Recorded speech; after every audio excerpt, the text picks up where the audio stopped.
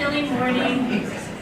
Here at Oakwood, our hearts are warm, and we're so happy that you've come to join us for this parent coffee with the college counselors. I'm Stephanie Perez. I am one of the college counselors here. This is Melissa Palmer, my colleague, as well as Dan Hamlin from Compass Prep.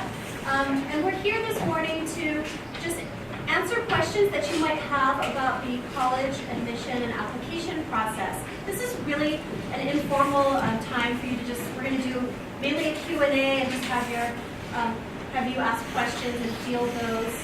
A little bit of background if you don't know me or Melissa, and this is your first time at one of our events. Melissa, I don't think she's going to be angry with me for saying this, but she has been here for 27 years.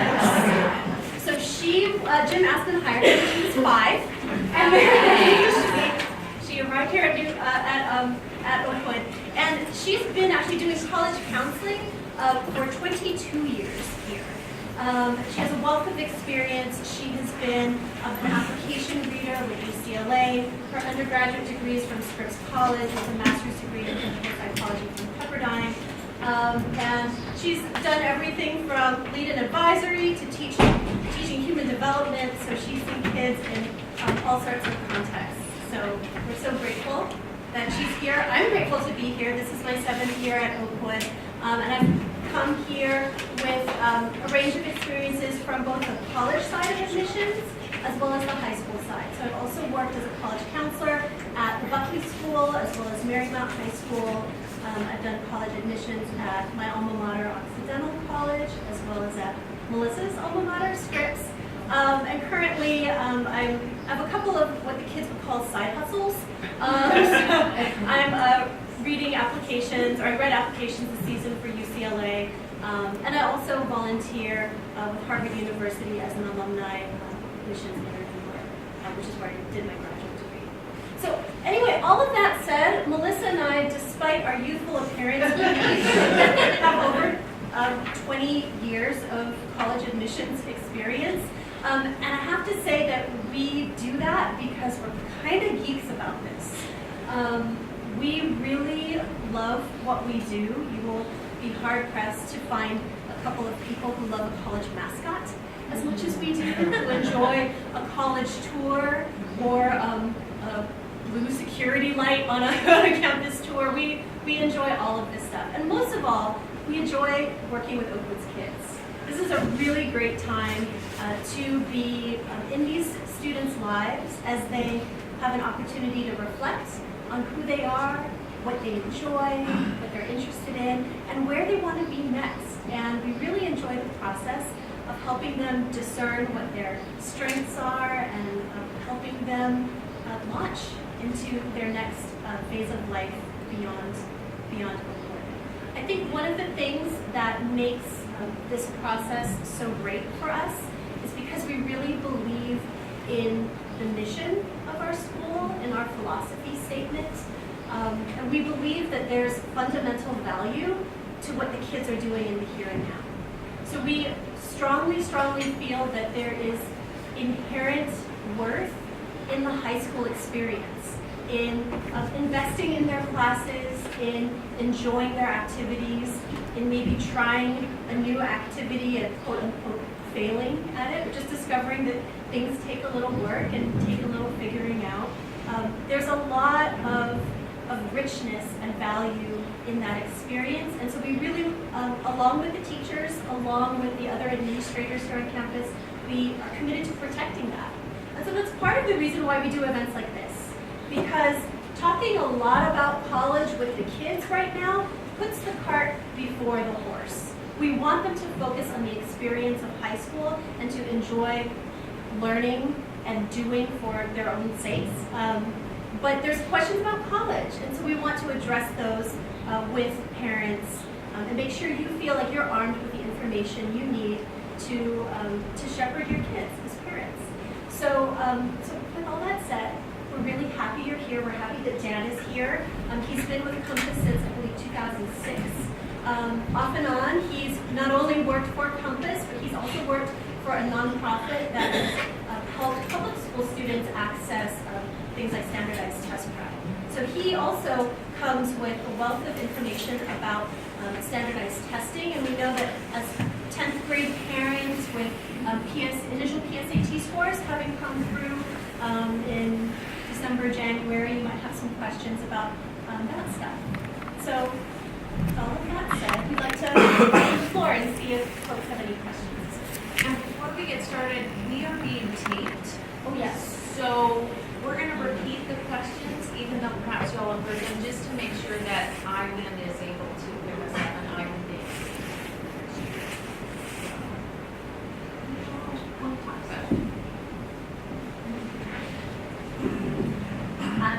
My daughter actually had a question, which is about, she did the PSAT.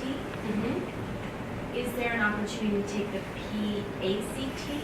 And that was like the one piece of advice I got from another parent is at this stage in the game, try and help your child figure out which test is better for them. And I really know very little about how to guide her on that. Yeah. So thank you to Compass Test Prep. We offer a practice ACT. We call it a mock ACT because it's not the formal administration of a practice ACT, which requires us to not hold school that day, all that kind of stuff. So yeah, we do a mock ACT for our 10th graders in May, and we should be able to choose a date within the next month, and we'll definitely let you all know about that.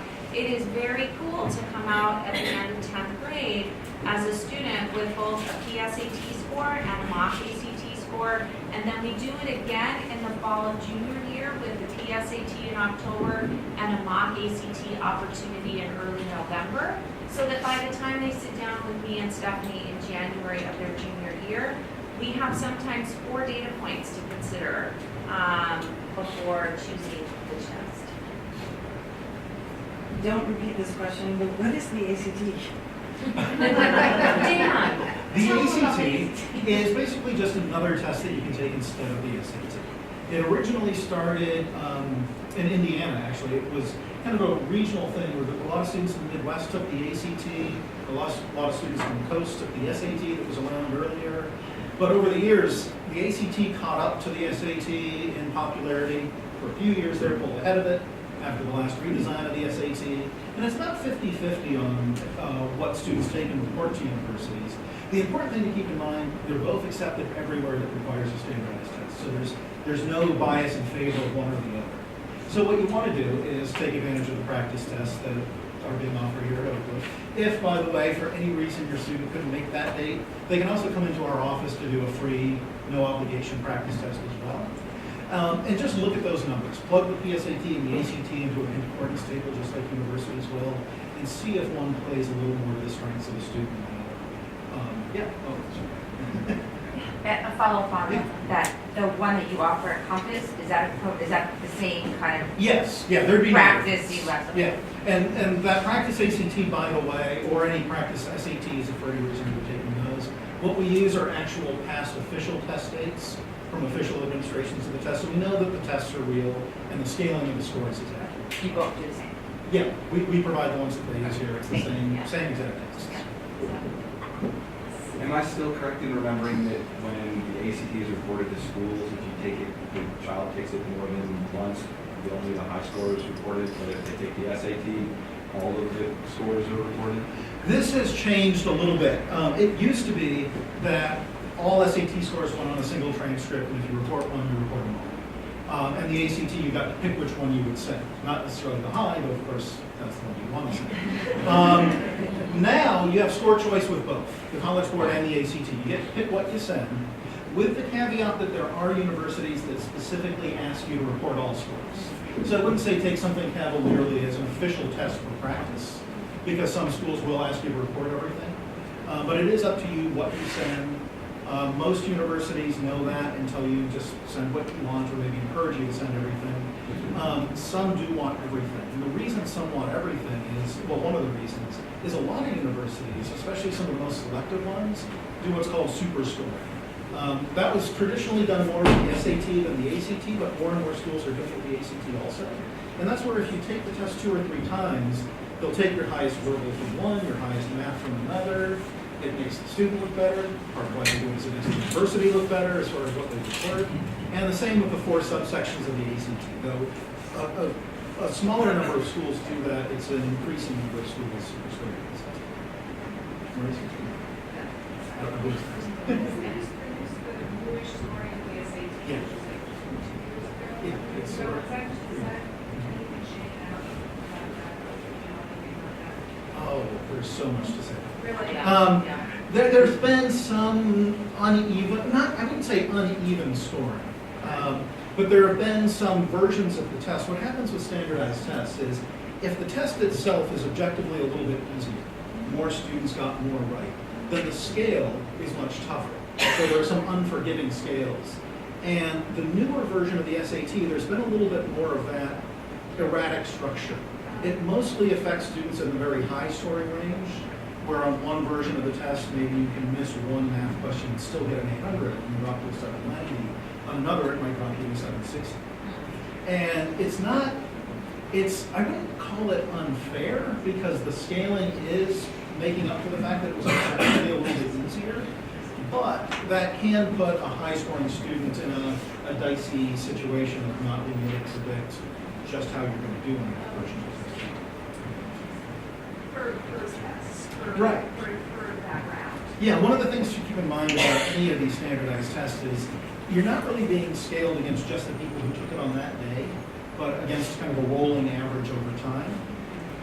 Which means also, if you ever hear any of these myths about March is easier than May or October is the hard one or something, none of that's true. There's absolutely no truth to it. Actually, one is, and you may answer this, are all the practice tests standardized so that everybody's taking the same mock ACT? Oh, you mean through Compass? Or The country. on the official test dates, everyone is taking the same test at the same time, with a few little exceptions, like if somebody has a religious exemption to take it on Sunday instead of Saturday, that's an alternate version of the test. But I'm talking about the practice. Yes. So for the PSAT, that is standardized. There are, actually, I don't think they're still doing the East Coast and the West Coast. So they're the same. Yeah. Sorry, I didn't neglect you to repeat the question. I'm sorry. So, I have to. For the camera. The question was, are the practice ACTs that are being, SATs that are being administered nationally the same? And yes. So on national test days, they're the same with a few exceptions for alternate test dates. And then my second question. Oh, yeah, I'm Go sorry. ahead. So there seems to be more and more schools that are making these tests optional.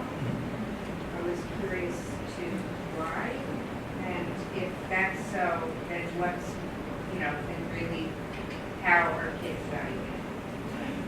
So the question again, more and more schools are going test optional. Why are they doing that? And what does it mean to your kids? And how will they be evaluated without standardized test scores? So, yes, there are more going test optional. Test optional means different things in different schools. Some really are test optional and won't look at scores. Others say test optional, but you're really at a disadvantage of doing simple tests. So that's something that I would kick back over to your counselors to figure out when you're putting together your college list as to who's test optional at what point of that spectrum. Some of the times when they're test optional, it's because they'll allow you to submit multiple SAT subject tests in lieu of the SAT, but they still want some kind of testing for kind of calibrating your GPA. Others truly are just looking at GPA, extracurriculars, your whole transcript, not just GPA, but the rigor of how rigorous your course of study was. Those are also often schools that do interviews for applicants and so forth, so they're looking at a lot of things as holistically as they can. But then there are those that are using it a little bit to jump on the we're test optional bandwagon, but they still really want test scores to be. Well, and Stephanie and I should probably piggyback on that and just say that If you're curious about who these test optional schools are, there's a wonderful website called fairtest.org. Fairtest is a lobbying organization that is very anti-standardized test, and they keep a really exhaustive A through Z list of test optional schools, and they're even really good about pointing out places where, rather than being fully test optional, there's this thing that Dan talked about, submit subject tests instead, all of that. And while we would like to believe that college admission officers are being super benevolent by removing this onerous requirement, it does something pretty cool for them in that when they go test optional, you can imagine that the only students who are submitting their standardized test scores are the very top test takers in the country. It drives up their average SAT, it drives up their average ACT, and then magically their rankings in U.S. News and World Report rise as well. So there's a little bit of that going on. Sometimes students will be close to some of those high test scores, and Stephanie and I will want to talk with them about whether or not it's wise for them to submit their score to the test optional school, and we want to be very strategic and very thoughtful about that. So those are conversations that we have. Stephanie, what would you? I would just add that if you were to ask a college admissions dean why they've gone test optional, it would be about access, right? So not actually for kids at a school like Oakwood necessarily who have access to excellent college counseling and who probably have access to standardized test prep, but this is to enable students who have done an excellent job in high school over 4 years, who maybe can't afford standardized test prep, who maybe didn't have the counseling to suggest that they might want to pursue that, to have more of a level playing field. So that's what a college admissions dean would say. It also has these other byproducts that Melissa is talking about, but I think fundamentally these admissions officers want to make sure that their college education is accessible to as many qualified students as possible. Could you go into subject tests? Because I passed for a senior and I thought I was pretty on it. And then with the subject tests, I feel like I missed the boat a little bit and didn't quite understand how that worked and how it worked. So the question for taping is about the importance of subject tests. So the SAT subject tests, for anyone not really familiar with those, they are individual subject tests, U.S. history, world history, chemistry, etc. The good news is you probably haven't missed the boat on 99% of universities, because most don't require it. We're down to 4 universities in the United States that absolutely require subject tests, though there are a couple of dozen others that recommend them. And others that will consider them sort of if they enhance the application. So the SAT subject tests, those are something mostly to think about as a junior, and mostly to think about if you're applying to those schools that require them. There's actually a list in that Compass guide that most of you picked up in any notes down on the way out, or on our website, and there are other places where you can access it too. Who recommends, who requires, who will consider, or who just doesn't consider subject tests. They're essentially dying out. Fewer and fewer schools are requiring them. A few years, actually, dating myself here, quite a few years ago now, the UC system dropped their subject test requirement, and that, I think, really kind of started a cascade effect where a lot of other schools started dropping it too. So if you're applying to a handful of selective schools, they are still recommended. There are a few very STEM-focused schools that require them: Caltech, MIT, Harvey Mudd, Cornell, McGill in Canada, that a lot of US students go to. And that's it. That's who actually requires them. If your student is applying to one of those schools and doesn't have subject tests, you might, for a senior, be a little late on getting scores for deadlines for those 5 schools that actually require it. That's all you'd be missing out on. But a good thing to look at it, if you are going to be applying, if your student's going to be applying to a school that requires or recommends those, junior year, end of junior year is usually when students are best prepared to do their best job on one of those, particularly following on an AP or honors class focused on that subject. You know, you're never going to be better prepared to do well in U.S. history than right when you finish studying for a final or an AP exam. For the end of junior year going into senior year. There are others you can still take in the fall of your senior year that aren't so closely tied to course curriculum. The literature test is basically reading comprehension, not what we know about any literature class. The Math 2 test is something you're probably just going to be getting better and better at the longer you wait. So there are some that you can take any time in your schedule that it fits, and usually the later is the better on those. Did I kind of cover what, or did you still have one more question about your own student? I mean, it didn't affect him, but what I felt like was he was very prepared for the SAT, and he wasn't as prepared Oh, for I the see. subject So test, he- and I didn't realize how well he had to do to get a top score. Oh, I see And what you- I was not prepared for that. Subject tests can be tough. They're less tricky than the SAT, so they're more of a straight content question kind of test. But they tend to cast a very wide net, and no teacher's going to prepare somebody for every little thing that could come up in this history test, for example. So one thing I really recommend to anyone moving forward is invest 1 hour in taking a practice test. Each one's only an hour long. Take 2 or 3 of those. We can provide them, come in and do them proctored in our office, or we can mail them out and give them home, to really see, A, which are the right subjects for you, and B, how you're scoring. And do you want to do some self-prep, go back and work on the things that you missed, or work with a tutor on it if need be.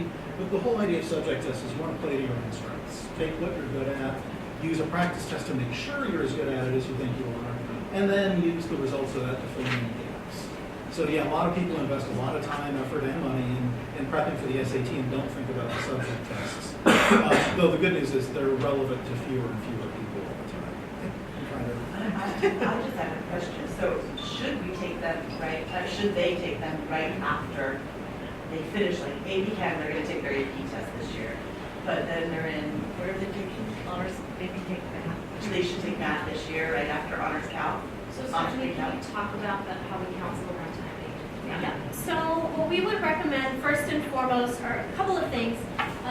One is for the student to speak with their instructor and see if that would be a recommended, the instructor thinks based on the performance throughout the year, if they would recommend the student sit for that subject test. Second, to do exactly as Dan is saying and do the practice test, right? Because if the student, despite being in an AP class or an honors class, if they are just kind of out of the gates on a practice exam scoring in the 500s, it's not going to be a worthwhile use of time or resources to prep to get a student to have a really great score on that. So what are the really great schools? I would say clearing 700 on that. So let's say that the student is clearing 700 on a practice test or does have a high 600 score and just needs a little bit of shoring up.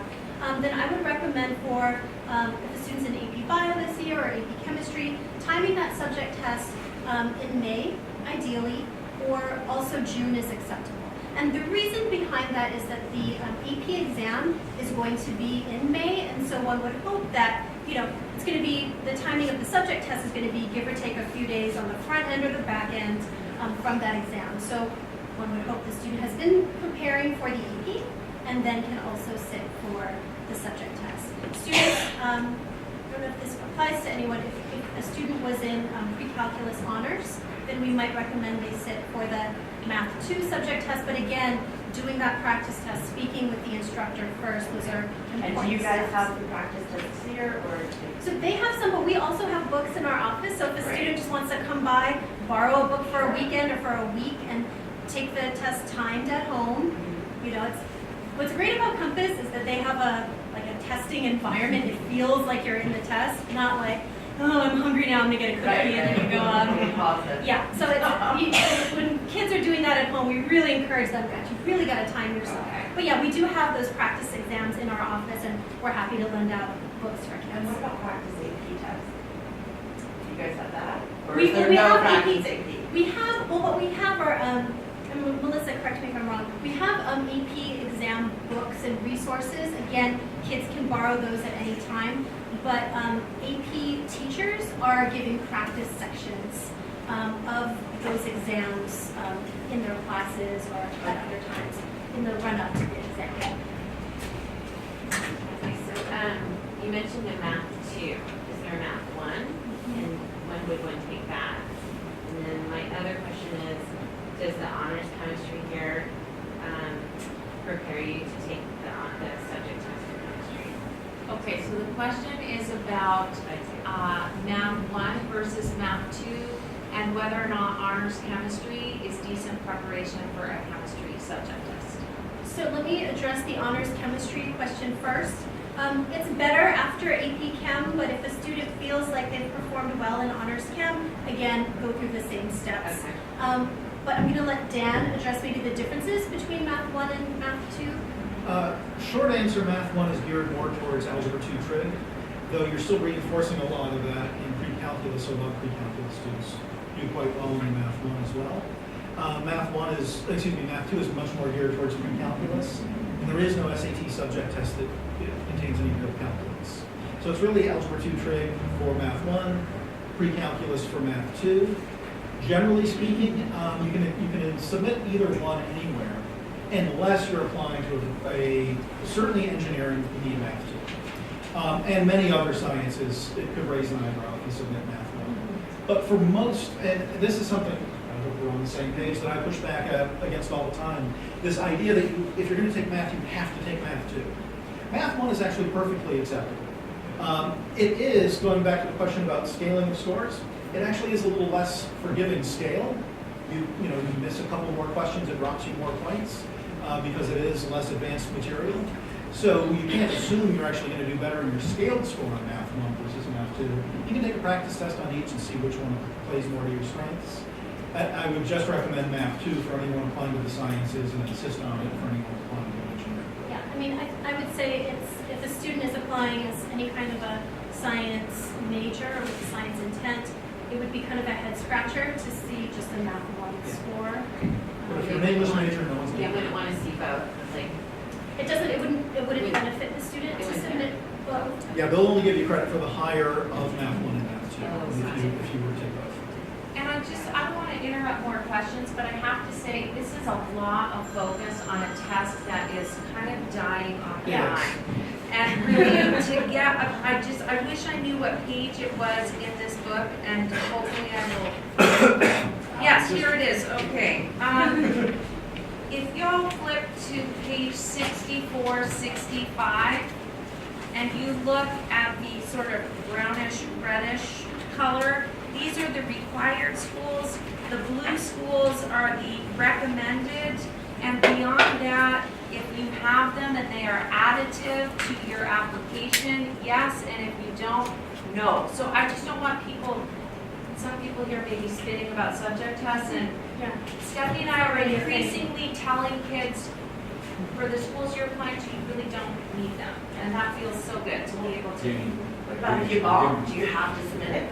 What if you do terribly on math? Yeah, so if you perform really poorly on them and you're applying to a school that insists on seeing all of the testing, you need to abide by that. But the vast majority of schools allow you to choose what you want to send, and you could just pretend that it just never happened, right?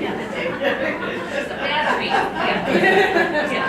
Hi, so I don't know if this applies, but what about time accommodations? How is that assessed? When is that assessed? How does that work? I don't know if it applies, but I've heard people talking about it, so could you explain? So the question is about the amount of time that you're granted to take one of these standardized tests and gaining accommodations to take a standardized test, to have a bit of extra time. Is that okay? So if you have a student with a diagnosed and documented learning disability, you can coordinate with Wendy Weicker, who is Oakwood Support Services Coordinator. Wendy used to be in private practice herself as a psych ed evaluator. We're so lucky to have her. She liaises with ACT and College Board in gaining extended time accommodations for our students and other accommodations. But extended time is certainly the most common. So if you're sitting here and you're knowing, oh, that's my kid, it certainly wouldn't hurt to reach out to Wendy to make sure that your testing is up to date enough for you to qualify to request these things on behalf of your child. Because some kids are going to want and need accommodations even in college. So the timing of when you had your psych ed evaluation is important. So just connect with Wendy Waker on that. Melissa, can I just add to that? Yes. Good morning, everybody. Liz Willis, academic dean, for the camera. Just so you know, so you have a clear picture of that timeline, you would need to get an updated assessment well in advance of the 4 months prior to the time your student sits for that exam. So the 4-month period is the very minimum prior to an exam that you would have already applied to the outside organizations, be it ACT or College Board, for accommodations. And so backtracking, thinking about how much time in advance you would need that updated assessment to be ready to apply at least, at the very minimum, 4 months in advance of the testing moment. So does that help? So Yeah, like, I mean, it's not for us, but I keep hearing about it, because I've heard people having several days to take the test, I'm like, wow. But, Yeah, I mean, you- we would all love to do this, I don't. you really do need to have a very well No, it's not. documented I'm just curious. need to qualify for those accommodations. Thanks, Sam. And also, for my son who's dyslexic, we were told that you have to also be doing those accommodations for finals. Right, so again, that that's- documented exactly. need Yeah, and on top of having pre-existing So you need accommodations. probably more time. You should, yeah. We went around the channel, every single college we went to, somebody asked, would you rather a student take an AP therapy or take the non-AP option and get an A? And every college has to make the same joke, which is take the AP and get an A. Yeah. That was Yeah. unhelpful. Yeah. So really, we never got any closer to figuring out which of those options was better. Yeah. Can you repeat the question? Yes. That's Stephanie. So the question is it better to get an A in a non-AP class or stretch yourself by getting a B in an AP class? Yes. And part of that question was that when college admissions officers are asked this, they give really unhelpful, joking answers of get the A in the AP class because they're kind of not joking is the thing. So they're saying it as a joke, but they're not kidding. So they're saying, So, don't take an at AP the unless most- you think you can get an A. At the most, not necessarily, but they're kind of saying walk on water a little bit, right? Like at the most selective schools, they're saying that the kids that they have applying, I don't know where you visited, but at the most selective schools, the kids who are applying are taking a ton of advanced courses, AP, IB, advanced courses, whatever they have at their school, and they're nailing it. And they're also doing other stuff. So they're kidding, but that's what they're saying. But that's not helpful, right? So what Melissa and I would say is it's important to find the balance. It's important for students to try and put themselves out there, challenge themselves academically, but not to the extent that it derails their academic performance. Maybe you have a student who is getting really strong grades, A's, high B's. You don't want a class mix that will then shift everything to B's and C's, right? That's also not helpful. So it's about a student finding ways to challenge themselves appropriately and also setting themselves up for success. And that looks different for every kid, And so that's something that you'll talk about with your child, that your student's advisor will discuss with them before course signups. It's something that Melissa and I come behind every single one of the 10th graders. And we take a look at all of their course signups for 11th grade. We look and see, is this kid kind of biting off maybe more than they can chew? We want to make sure they're set up for success. Or this kid's like nailing it in class, so maybe they could try and stretch themselves a little more. Maybe they want to consider that option, or just, truly like maybe we should just ask the question if they'd like a little more challenge. So we're checking kind of behind advisors and students. Advisors are engaging with kids in those conversations. We're talking to advisors and giving them information about things to think about as they counsel their students with course signups. So it's kind of happening in a lot of different arenas. I would whatever it's worth, I would just add that the A and the AP, this is really only a critical thing at colleges admitting less than 20% of their applicant pool, right? At places that are more generous in their admissions, a kid who really wants to try an AP, really wants to stretch themselves, worked really hard for that B, that's a great story too. So it really That's an just important boils distinction. down to level of selectivity of this school. I thought they were phasing out AP classes in a lot of schools and not really asking to go to a lot of colleges. Right. This feels like such a good opportunity for Liz to talk about Oakwood dumping our AP programs. Oh, great. So I would read and say that we are Sorry, that was so not very elegant. I'm very We are excited about it as a parent. fortunate to have this remarkable opportunity to do something better and different for our kids. And something that is much more in alignment with who we are as a learning institution and as an incredibly talented faculty. So that's why I am very, very excited and affirmed by this moment that we are transitioning to being AP3 in fall 2020.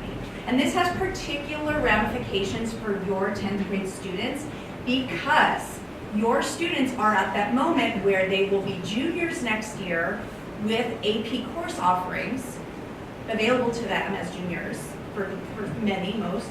And then as seniors, they will not have that. Instead, they will have better, different, more fabulous, advanced Oakwood-specific courses that they can engage in as seniors. And what we do as a team is that we communicate to outside organizations, basically colleges and universities.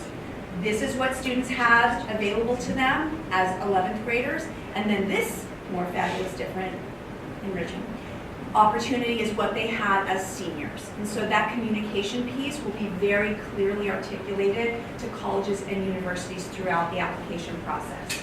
So that being said, you want to be mindful when talking to your kids, when making decisions about their courses next year. If you have the foundations, if you have been doing honors chem as a 10th grader and you are in love with the subject and you really want to do that mastery of substantial content and take an AP Chem class at Oakwood School as an 11th grader, next year is the year to do it. College Counseling is going to have some recommendations in terms of thinking about 11th grade U.S. history requirement. I would say that a good number of students are going to take APUSH because that has a particular resonance for colleges and universities, and they can speak more extensively about that. That being said, if your student is not in kind of those spaces of really wanting to have that experience, it's going to be fabulous as seniors to be able to access those advanced courses, which many of them will have the opportunity to add additional ones because graduation requirements really do free up senior schedules so that they can take additional electives, including an advanced course in U.S. history that specifically focuses on, the myth of the West or American history from a non-Eastern centric, East Coast centric perspective. So again, this class has a particular opportunity to think about their own personal relationships to AP courses and then make some determinations about what junior year looks like and involves. As far as those tests go, those classes go, sorry. There's the weighted and unweighted, and I don't understand how that's looked at, the weighted grades, I understand what they are, but then it seems like you have to give an unweighted GPA anyway when you apply, is that true? Yes. Yes. So you want to go with that? And just my only piece of additional information with regards to that is that all of the advanced courses that we are replacing our AP courses with will have UC designation as honors courses and thus keep that GPA bump, for lack of a better word. But I'm going to let you talk about what weighted and unweighted GPAs mean. Let me stop you just before you leave. It's a half weighted. It's a full point weighted? Oh. Yeah, so here at Oakwood, we count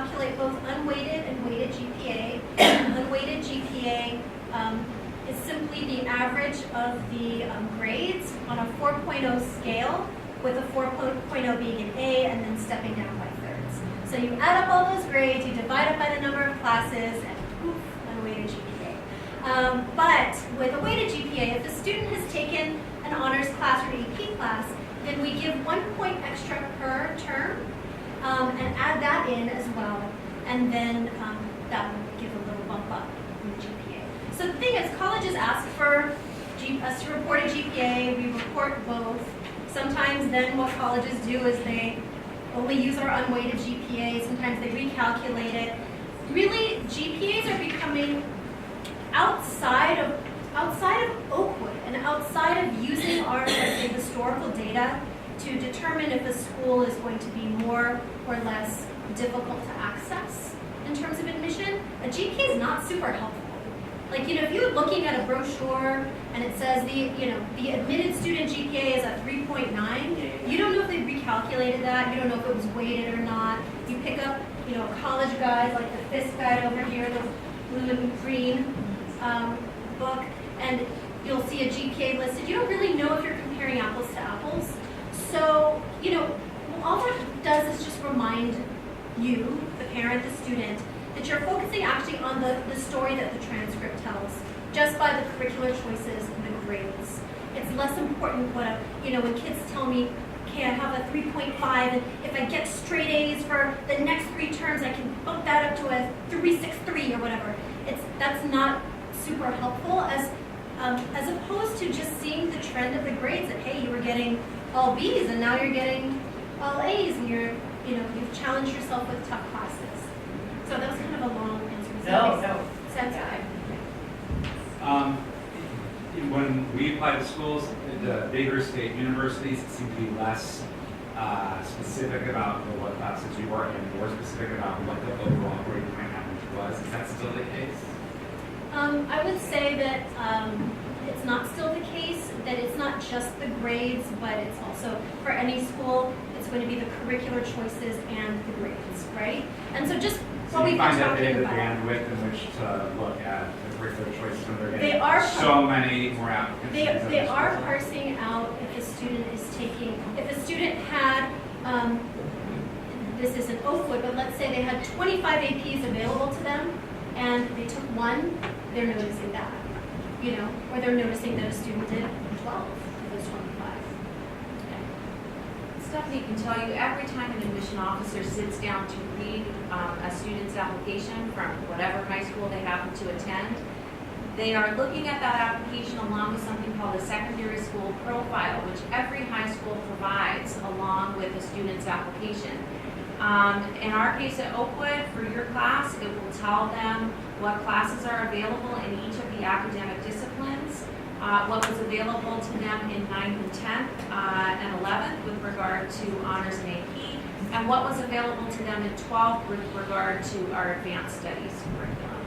So it matters. Yeah. It matters. And I would concede that at a large university, they're not going to nitpick the way certain, smaller schools have the time and the bandwidth to do, but they do care, generally speaking, about So on the weighting, as I understand it correctly, at Oakwood, you're weighting honors, AP, and advanced are the same. Correct. It sounds like some universities and colleges are weighting it differently. Like a weighting honors different from an AP. There's a, And yeah. and I guess the follow-up to that is, are kids going to be at a disadvantage with this in terms of weighting at those schools? The advanced, how would they weight that versus the AP? Yeah. So the question is about weighting, and do colleges weight differently than Oakwood? And would students be at a disadvantage with the new advanced studies curriculum in that regard? So to the question of whether or not colleges weight differently, conceivably, there's no way to tell, right? And so that's, they might give a half a point for honors, a full point for AP, but it doesn't, they're not focusing so much on our GPA again, right? Like, if they're going to do that, then they're recalculating a GPA.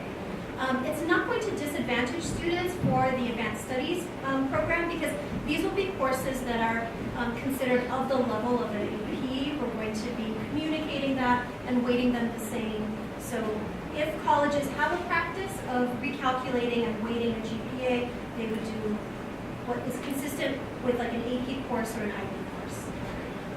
And some of you all are super aware, and others of you may not know, that there are at least 200 independent schools across the country, selective independent schools that no longer have an AP program for the exact reason that we want to do it. There are talented faculty here who should not be teaching a curriculum that was developed in Trenton, New Jersey, right? So we are so fortunate going into this process that many other schools have blazed a trail before us. And that's going to make it a lot easier for us to do what we need to do and what is right for our kids. And I would just add that we've talked extensively with deans of admission from many different types of schools, and they have each come back with that resounding answer. We just want to see what the most rigorous course of curriculum you have available at your school. So we can't, and the truth of the matter is that we don't offer very many APs. In the grand scope of what could be possible, we have a very skinny market share in terms of the courses that we offer currently. And so our students have never been able to be competitive in terms of just those like AP numbers, just because they haven't had that available to them. Hi. So what kind of schools do the Oakwood kids typically matriculate to? I mean, others, we go everywhere, but is there a time? It seems like we're all going to land, I mean, we're going to move on, right? Yeah. So, I mean, your relationship, I mean, so can you tell me a little bit about where the typical, Oakwood kid goes to, or, So the question again, just for the taping, is where do Oakwood kids go? And Oakwood kids go everywhere, right? Oakwood kids wind up at some of the most selective colleges in the country and at some of the least selective colleges in the country. But we hope that where they go is being determined by what fits that student, right? So what was a financial fit for that student? What was an academic fit for that student? And what was a social fit for that student? And having said that, there are years where kids kind of plump up at certain institutions, and there are other years where Stephanie and I get very excited when we see that a class has really spread itself out, where it's like one or two max attending all of these different institutions. But wow, we did have 1 year, I think it was the class of 2014, where 30% of the class wound up at either Wesleyan, Oberlin, or USC. That was bizarre. It has not happened since. And kids are really, they're spreading themselves out. So, Yeah, and I think I would just add that, like any high school, you see kids who, at the juncture of deciding where they want to go to college, they say, I want something really similar to Oakwood because I've had a great experience here, or I want something really different from Oakwood because I've had a great experience here and I'm ready for a change. So you might see kids at schools like Wesleyan or Oberlin or Kenyon or Skidmore or Brown or places like that, which academically and in terms of social feel very consistent. And then you have, right, USC or like NYU or Michigan or, really large schools, something with a more traditional campus feel, because sometimes these kids, believe it or not, they just want to cheer for a football game. A related question. I'm curious to know, because I'm sure you have a network of college admissions people at those different institutions, how college admissions folk see an Oakwood student. Because sometimes, some of the things Teb is involved with, in like OSPR, no one's ever heard of that, whereas United Model Nations, which is something they don't have here, is very well recognized. So I'm curious to know what reputation Oakwood has out in the world. And then a related question is for the kids at this age in 10th grade, there's so many choices that they have never heard about. will recruiters come here? Like, how are they going to learn about all the various options that don't just fit with like the 10 colleges they've heard of? So we are visited by about 130 colleges and universities between September of the senior year until about the beginning of November. And those visits are important for two reasons. If that admission officer is new to Oakwood School, it's an opportunity for us to kind of tell the Oakwood story and talk about things like OSPR, which we frequently explain in our counselor references because we know that that's a unique animal. And it's an opportunity for that college admission officer, if it's a small meeting, to get to know your child, and very frequently it turns into a lovely conversation. And yeah, they will wind up talking about, what do you guys do around here? And talk about things like OSPR, or the Glove Fair, or all the arts festival, all that kind of stuff.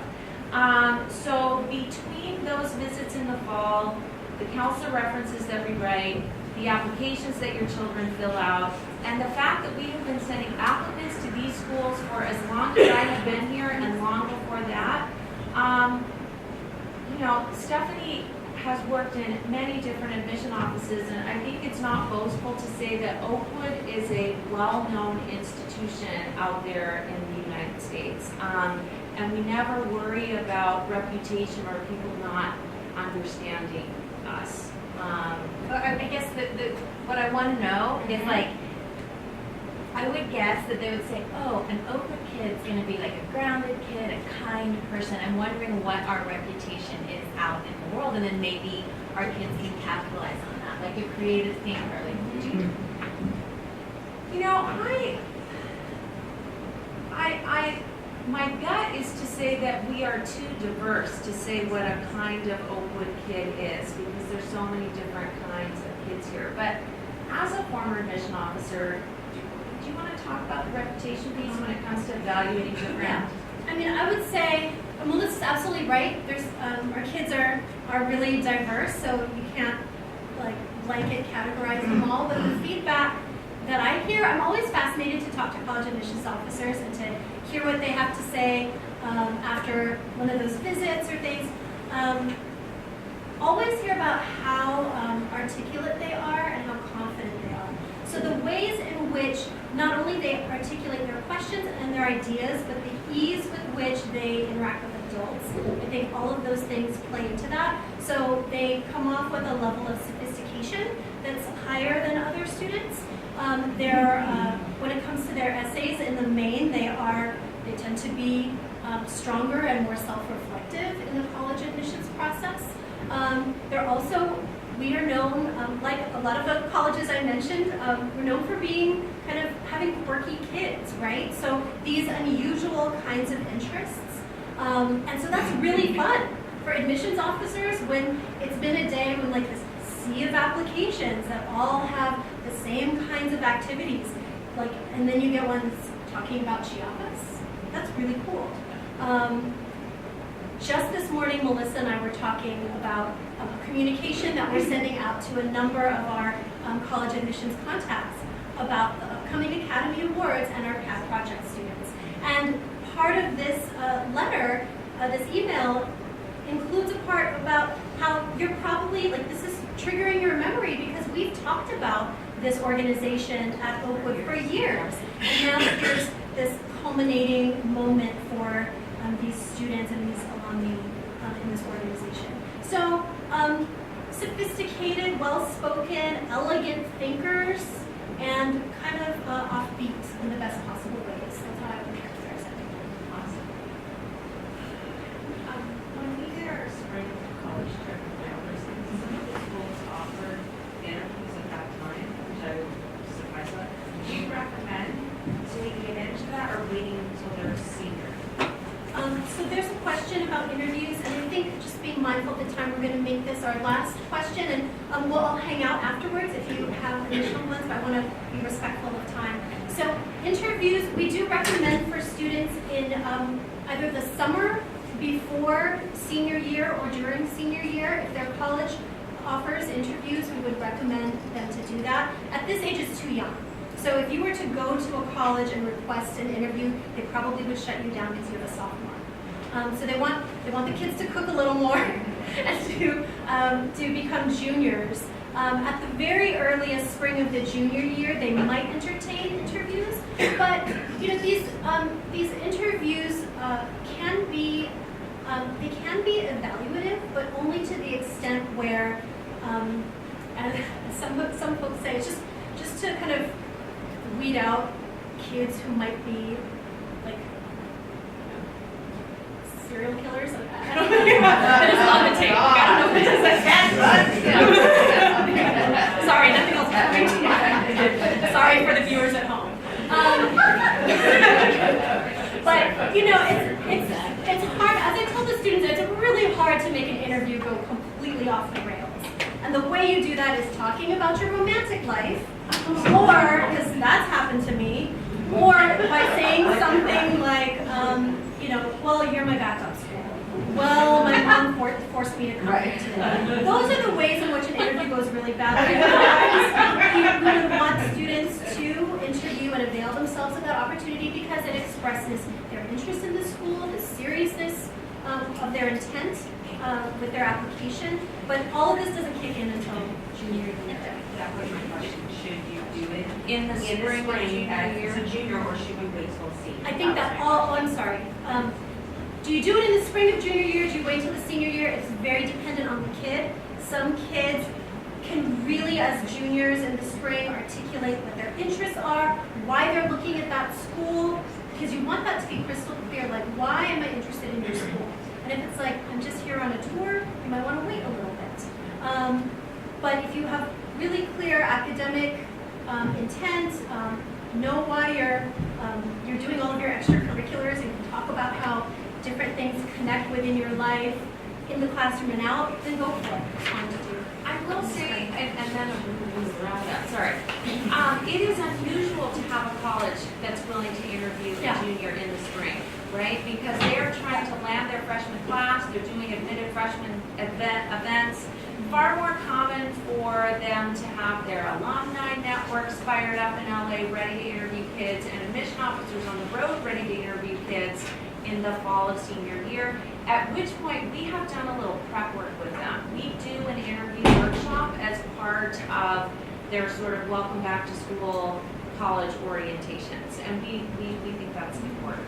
So, having said all of that, I want to thank you all so much for coming this morning. We are going to stick around. Dan, do you have a few minutes? Yeah, I can stick around. And if anyone can't and wants to continue a conversation about the college admissions side, there's a little contact card in the back of those guides that you can tear off, fill out, and I'll give you a call in the next couple of days.